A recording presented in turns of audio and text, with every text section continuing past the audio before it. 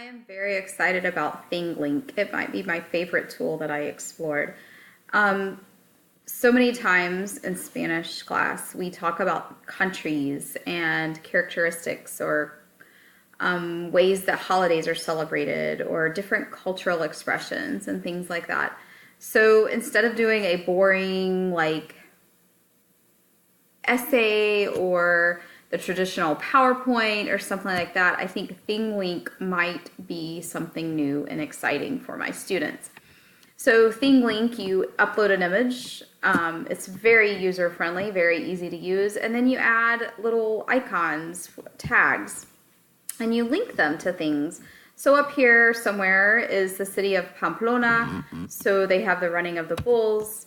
So I just uploaded a quick video from YouTube. I found one about the running of the bulls. And so students can link the video, and then when they share it, they can they could either present these or we could share them, and people could pull them up and look at them on their own. You can also just have text. So La Bandera de España. I told you about kind of the legend of how the colors of the flag were chosen. But then you can also link it to a website, and it takes you to more information about Spain's flag. So I am excited about using ThingLink. I think you could use it for many different things, but I'm especially excited about using it for learning about different Spanish-speaking countries.